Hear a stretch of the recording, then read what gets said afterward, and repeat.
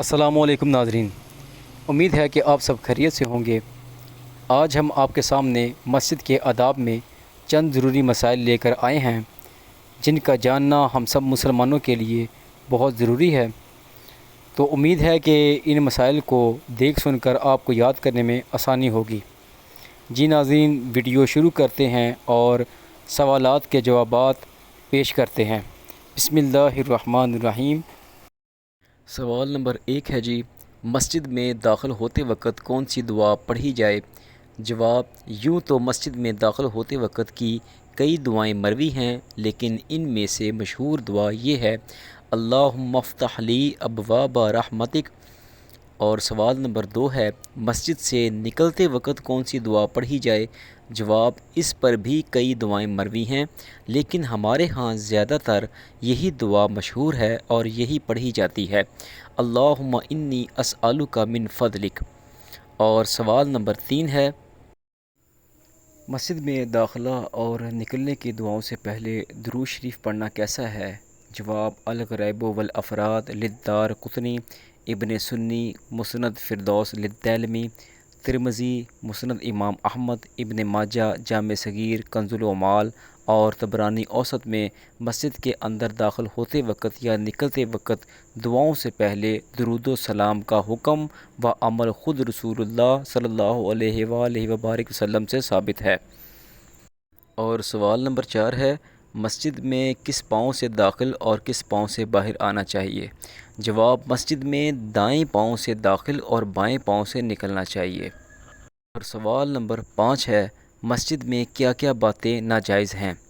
جواب، مسجد میں دنیاوی باتیں یا گپیں لگانا، چیخنا چلانا یا کہکے لگانا، برے اشعار پڑھنا یا گانا گنگنانا، لڑائی جھگڑا کرنا یا کسی کو مسجد میں اسلحہ دکھانا، بھاگنا دوڑنا، تھونکنا یا رینڈ نکالنا، بدبودار چیز کھا کر مسجد میں آنا، کسی گمشدہ چیز کا مسجد میں اعلان کرنا یا کسی ضرورت مند کا سوال کرنا، مساجد کی فخریہ تزئین و آرائش، کسی کافر و مشرک کا مسجد میں داخلہ خواہ مسجد کی تعمیر کے لیے ہو، مسجد کے اندر اذان دینا، مسجد میں پاگلوں اور 7 سال سے کم بچوں کا آنا، مسجد میں خرید و فروخت کرنا، مسجد میں کسی پر حد جاری کرنا یا کسی پر تلوار چلانا، اور مسجد میں نماز جنازہ ادا کرنا، مسجد میں انگلیاں چٹکانا، مسجد میں جنبی، حیض یا نفاس والی کا داخلہ،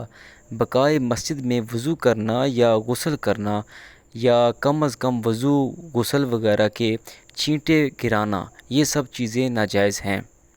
سوال نمبر 6 ہے، مسجد میں چھوٹے بچوں کو قرآن پاک کی تعلیم دینا کیسا ہے؟ چونکہ ابن ماجہ اور مصنف عبدالرزاق میں ہے کہ مسجدوں کو چھوٹے بچوں اور پاگلوں سے بچاؤ، اس لیے اگر بچے سمجھدار ہوں یا مساجد کے آداب سے واقف ہوں اور مسجد کا ادب ملحوظ رکھا جائے تو جائز ورنہ ناجائز ہے۔ اور سوال نمبر 7 ہے، مسجد میں عبادت کرنے کے لیے ہر بار ایک ہی جگہ خاص کر لینا کیسا ہے؟ جواب، سرکار دو عالم صلی اللہ علیہ وآلہ وبارک وسلم نے ارشاد فرمایا کہ مسجد میں کوئی شخص اپنے لیے جگہ مقرر نہ کرے جیسے اونٹ جگہ مقرر کر لیتا ہے، لہٰذا ہر بار ایک ہی جگہ پر آ بیٹھنا مکروہ ہے۔ اور سوال نمبر 8 ہے، مسجد میں کھانا پینا یا سونا کیسا ہے؟ جواب، مصنف عبدالرزاق میں ہے کہ مسجدوں کو تکیہ نہ بناؤ، لیکن بوقت ضرورت جائز ہے، جیسا کہ ابن ماجہ میں ہے، لہٰذا اگر اعتکاف کی نیت کر لی جائے تو درست ہے۔